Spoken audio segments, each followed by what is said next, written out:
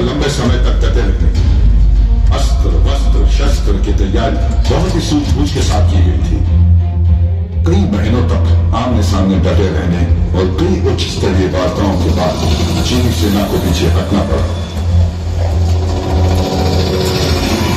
प्यारे देशवासियों, देश की रक्षा के लिए सेना के जवानों को ऐसी कठिन परिस्थितियों में रहना पड़ता है जिसकी कोई भी कल्पना नहीं कर सकता।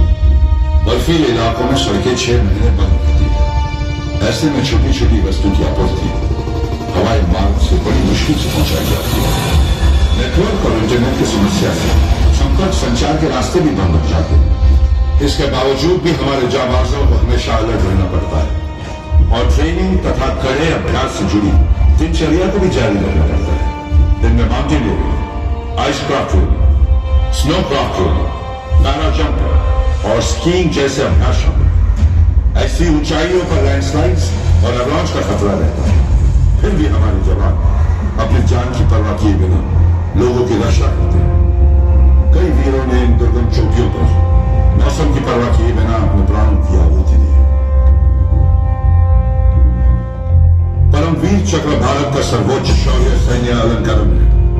1962 से 1999 के बीच यह लद्दाख की जमीन 7 परमवीर चक्र और 1 अशोक चक्र विजेता के शौर्य गाथा की साक्षी है। आजादी के बाद से लेकर अब तक भारतीय सैन्य दलों ने देश की रक्षा में कोई कसर नहीं छोड़ी, बल्कि हर मुश्किल के बाद एक नई शक्ति और ऊर्जा के साथ ऊपर उठे हुए। प्रिय देशवासियों, मैंने आपको भारतीय सेना की जो हैरत अंगेज दास्तां सुनाई है वो कुछ सालों पहले की, पर मैं आपको बता दूं कि बदलते भारत के साथ भारतीय सेना के सकारात्मक परिवर्तन ने हमारे विश्वास को और बढ़ा दिया। आज किसी देश की इतनी हिम्मत नहीं कि वो भारत देश को सीधे सीधे ललकार सके। हमारी सेनाओं की आधुनिकीकरण के साथ पुनर्गठन की प्रक्रिया भी शुरू हो चुकी है। सेना को भविष्य में इंसानी ताकत के साथ साथ युक्ति और तकनीक की ताकत से सशक्त बनाया जा रहा है। भारतीय सेना अपनी शक्ति, अपनी निष्ठा और अपनी उपलब्धियों की श्रेय आपको भी देती है। आप जैसे नागरिकों ने सेना को सिर्फ सम्मान नहीं दिया, बल्कि उसका साथ भी दिया।